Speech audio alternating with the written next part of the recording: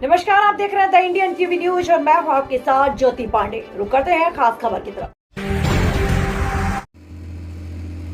Cabinet मंत्री शकुंतला रावत ने एक दिवसीय दौरा कर किया जनसंपर्क। नारायणपुर उपखंड में कैबिनेट मंत्री शकुंतला रावत ने शुक्रवार को तीज त्योहार के पूर्व एक दिवसीय दौरा कर जनसंपर्क किया।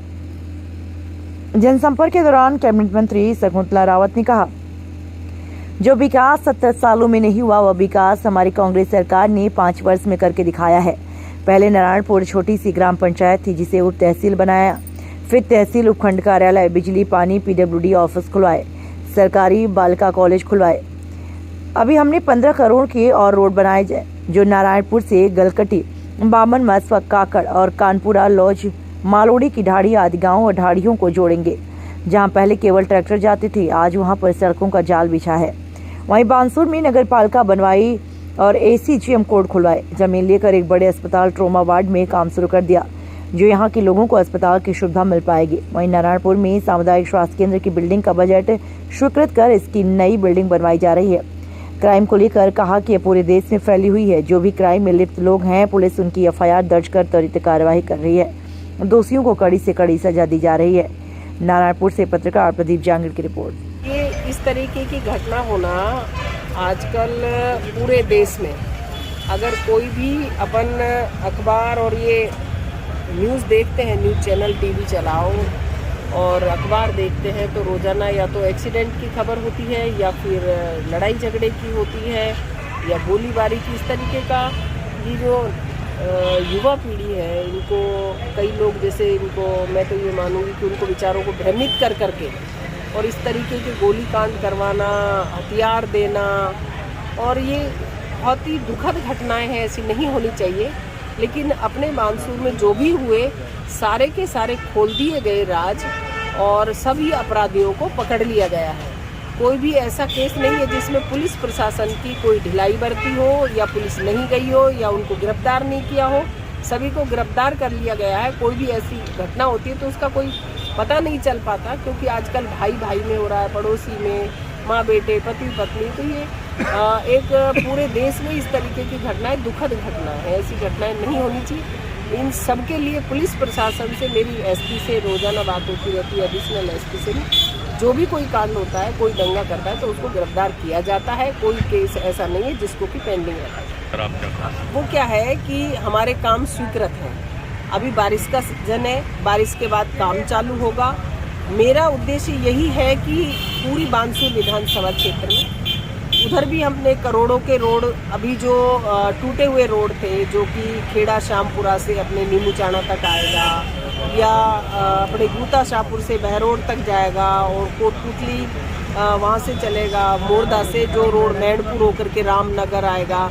और अपने नारायणपुर की बात करें तो आप देख रहे हैं कि उधर मैंने उधर की जो पंचायतें थी, कानपुरा, लोज, डोईवाड़ी, बुर्जा, खरखड़ी, वो उधर के रोड कंप्लीट हो गए हैं सारे। जहाँ कभी एक आदिवासी की तरह रह रहे थे, एक सिर्फ और सिर्फ जीप या ट्रैक्टर ही जा सकता था, गाड़ी जाना असंभव था।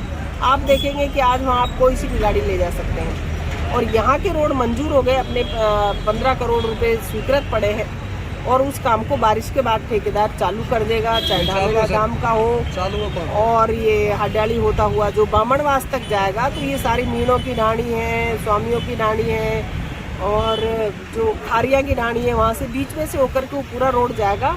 और जितने भी टूटे हुए रोड हैं उनको भी हमने नवीनीकरण के अंदर सभी को डाल दिया। अभी मुख्यमंत्री महोदय ने उनका उद्घाटन भी किया था सभी रोडों का।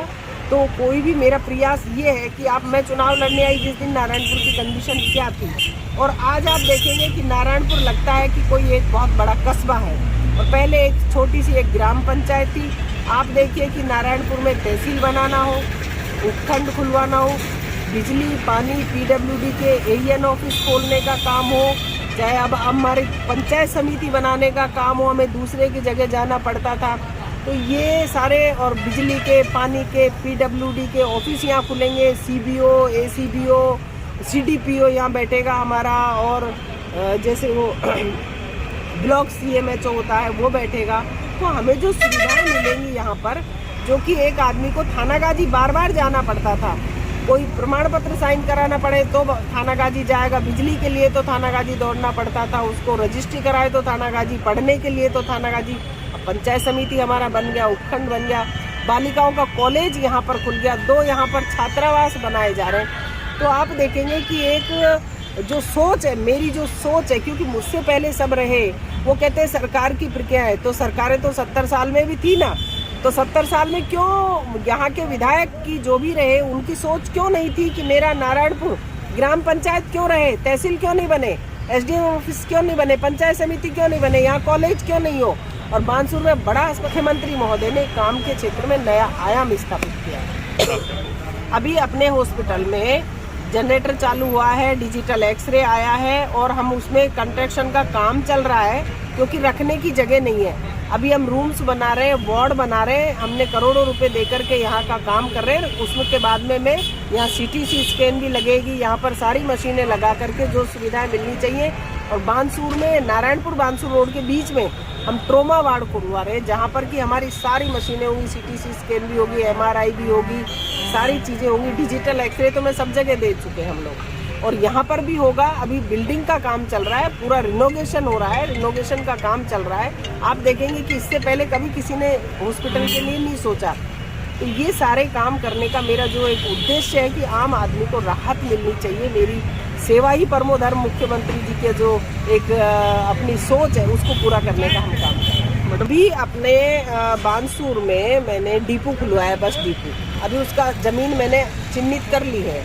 ज़मीन चिन्हित करने के बाद जब बस डिपो हमारा खुल रहा है तो उससे बस स्टैंड बन रहा है, तो वहाँ से आप देखेंगे नारायणपुर में भी अब बस स्टैंड बना दिया गया। इतने वर्षों बाद जो मांग हो रहे हैं, यहाँ के सरपंच साहब के जरिए हमारा उद्देश्य यही है कि मैं भी सरपंच साहब को यही कहती हूँ कि अच्छा काम करो आप यहाँ पर, जो कि दुनिया में अपन रहे नहीं रहे लेकिन काम यहाँ पर जिंदा रहना चाहिए। तो बस डिपो खुलने के बाद में हमारी बसें चलेंगी, यहाँ से डायरेक्ट कोटपुतली जाएंगी। कोटपुतली का चाहे बानसूर वाला रोड हो, चाहे मोरदा वाला रोड हो, हम सारे रोडों को कंप्लीट हम कनेक्टिविटी कोटपुतली से जोड़ेंगे, जिससे कि एक आम व्यक्ति को किसी तरीके की परेशानी ना हो।